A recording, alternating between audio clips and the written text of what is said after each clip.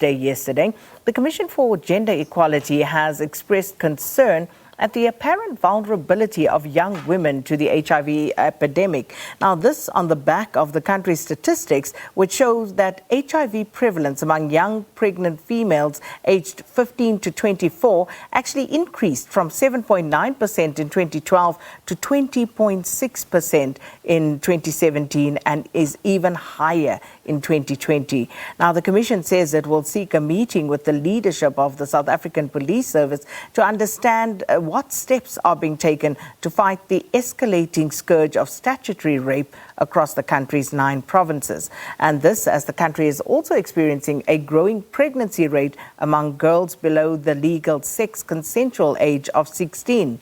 Javu Baloyi is the spokesperson for the Commission for Gender Equality, and he joins us now for a discussion. Thanks so much for your time. Welcome to Morning Live once more, Javu. Good morning, Sakin, and good morning to the viewers at home. So, what exactly is it that the Commission seeks to meet with the SAPS management on? One of the things, thanks for the question, Sakina. One of the things that we have done before, we have engaged the South African Police, the hierarchy, the National Police Commissioners and his deputies from all the 9 provinces. We wanted to ascertain the state of gender-based violence from their side. Where are the blockages? We have got issues of DNA testing, which are not being processed at the rate that we thought it would be, because we also have identified the greater causal linkage between gender-based violence and HIV/AIDS in our country, more especially amongst kids who we shouldn't say are teenagers. Those are some of the aspects that we have done. And also, we want to engage the police based on the fact that, today as I speak to you, our chairperson is Tamara Matebula, and other commissioners are all over the country in various hotspots and various police stations to look at the blockages that are happening in the police station, to look at the issues that, should be challenges. And in that meeting with the police, we'll raise those things that we find being a challenge, and also work with the police, because one of the greatest mistakes that we do as a society, we have got a tendency, Sakina, to criticize the NPA and also the prosecutorial team to say they're not doing enough, but they cannot do enough and prosecute. Meanwhile, the police are not doing what they're supposed to be doing on the ground. And that is a mistake that, and also something that the Gender Commission has realized as a loophole in order to deal with the scourge of gender-based violence. So, Javu, as you indicated, you have in the past met with the police top brass regarding gender-based violence. Has that borne any fruit? We have made tremendous inroads. Even the police at one stage wanted us to work closely with them. We have gone to the ground, to the police in provinces, where we would do something called building capacity for them. We're doing gender mainstreaming and where it's possible with a high hierarchy. Sakina, one of the things that we have identified is the attitude and the interpersonal skills of some of the people when they go there. Remember the issue of secondary victimization, which has been rearing its ugly head in the country. Some you will have seen in Tembisa, a woman was slapped by a police officer. And that goes to issues of not being sensitive to issues of and prioritizing gender-based violence. So there are quick wins that we have gained in the provinces. There are certain challenges that are still there that they themselves police. You might even, they had it during 16 days.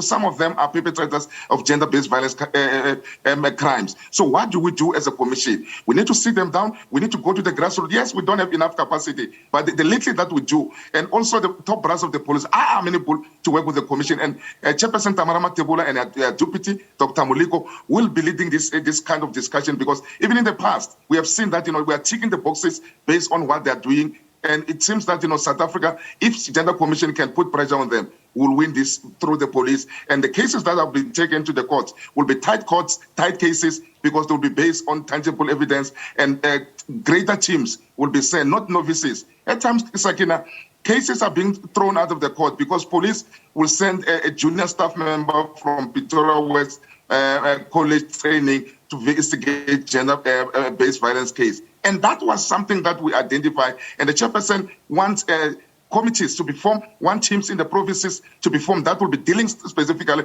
with gender-based violence cases. And the police are in agreement with us on all those aspects. Javu, just looking at the latest statistics around HIV and AIDS and the very concerning stat around young African women, Is there a link specifically between gender-based violence and the HIV prevalence rate, especially among underage girls? Thank you, Sakina. We had a webinar which was led by the chairperson, Matebula, and the commissioners on sexual reproductive health rights. One of the great doctors that I regard, Dr. Manala Makula from Department of Health, in her presentation, she identified that. Department of Basic Education identified that. Our chairperson, who is also in the medical field, identified that. She has worked in that area. And the commission, we have gotten statistics on the ground to say, yes, there is a link. Somebody who is in my age, Sakina, who is in the 40s and the 50s, having a sexual relationship with a 10-year-old child. I do not know my status. I've never checked my status. And we also concerned during these December holidays. Most of us were migrant workers coming from Gauteng. We're going to our respective provinces. We do not know our status. These kids see us driving fancy cars and rented cars, and they're beside themselves with excitement. We take advantage of them. We are HIV positive from Gauteng and various areas, and we infect them. And when they go to the hospital, only to discover that when they're pregnant, because it's also statutory rape, they're HIV positive. And that points to a causal, a direct link between gender-based, because we force them ourselves, we buy them alcohol, we think that we owe them, we objectify women, we beat people, because as men, at times, some of us, we think that we have got power. That toxic masculinity should be infused in a wrong way. So those are the aspects that, we do know as the commission is based on empirical evidence that there's a very causal link between GBV and HIV/AIDS. If we can find the scourge of gender-based violence, half the battle on HIV/AIDS will be won. And also, to ask men to check our status, to ask men to not to wait for our partners, our spouses, to check their own status so that we can conclude on our side. We're calling up, and we know they're good men. We know they're ambassadors as men. We know they're men as agent of change. We're not demonizing them as CGE, but we're saying the snippets, the wrong ones that are doing this in society are also bringing our names down. And we say as men, it shouldn't be in our name. We must check our status, our HIV status, so that we don't infect these young kids whose future is going to be robbed because our own shenanigans. Javu, speaking of statutory rape, and I'm reminded of that report by the Gauteng Health Department that actually recorded more than 23,000 teenage pregnancies between April 2020 and March this year. And of those, 934 girls were between the ages of 10 and 14. And they actually gave birth, those 934 girls. Surely that is statutory rape. Why is this not being treated with the necessary urgency and severity that it desires? That's one of the reasons why we want to meet with the police. We have been begging the Department of Education to say, look, pass a policy that will make sure that these kids are protected, they're safeguarded when they go back to school. They shouldn't waste time, because the high dropout of a girl child is very high in South Africa. In the country, Sakina, it's 133,000 kids who have given birth during the period that you are referring to, except Gauteng only, including Gauteng. What we're supposed to do, we're asking ourselves, why police are not taking these things seriously? It's statutory rape. And also, not only police, it's also an indictment on us as people, because these things happen in the home. We know some of the abusers. We had a case at the Commission for Gender Equality where a neighbor reported a case of this nature. The police didn't take it seriously. And we have our head of research in the legal department, Dr. Deris Matotoka, is busy with the case as I speak to you. Because one of the person who wanted to stop the case is the uncle to this child, who also allegedly has impregnated her. He was raping her, said we'll sort it as a family. Families must open up to these issues. Teachers also during life orientation must engage these kids, because they are going back to school next day, January, and talk to them. What was your December holiday? What happened to you? And also parents must not outsource our responsibilities to the teachers. We must play our part also. Bath a girl child if you're a mother. Sit with a girl child. Be a friend to the girl child. Because, don't trust anyone around your girl child. Even myself, as somebody who's an advocate of gender-based violence and gender equality in the country, I don't have to be trusted around kids. I need to be treated with the same caution around girl children, because people who do this are mostly closer to the child. There are somebody whom you respect in the family, somebody you think you will never even do it. So those are some of the things, the lessons that we're teaching. And also the police must do their part. We need to make sure that the police are also friends of the community. As much as we, at times, we're concerned, they need to be visible, go into the society, have meetings constantly. We will arrest this case, Sakina. Some of these issues, they don't need money. Police will have blueprints unnecessary. So, but the Gender Commission has got a solution. We have reports which we have done in the past. They are there, and we share them with the police, and they promise to work on them. And some of the things that we have unearthed in Lusikisiki, Toyando, Malamulela, Hamaskral, where our commissioners are in the Free State everywhere, we'll share with the police when we meet, and maybe, hopefully, we'll reduce the scourge of gender-based violence. And of course, there are many issues there with the police, as you've mentioned some, but you've also expressed concern about the slow pace in processing DNA results by the police's forensic unit.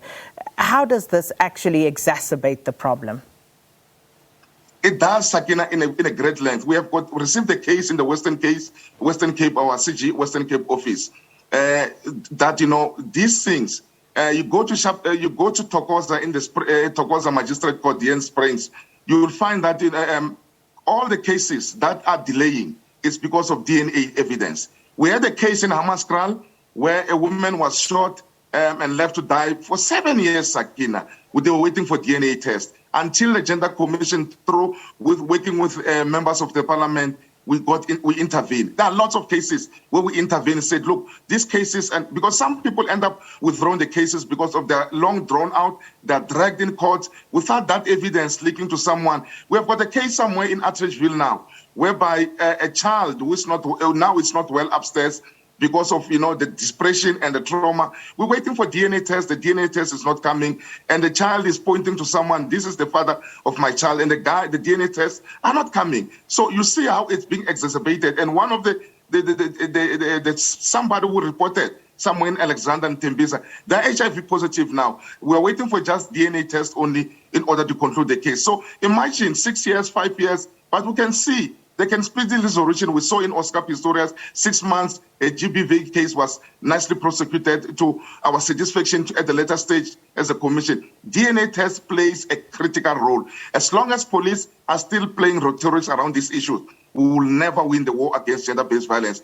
Because at times, you have to have reasonable doubt. You need to prosecute the right person. You don't have to send someone who wrongly to jail because of lack of evidence. And that DNA test, the police must work so hard on it so that, we can be happy that a right person was prosecuted. We mustn't have doubt that later on they will be released and sue the state for unnecessarily so because of state not doing what they're supposed to do.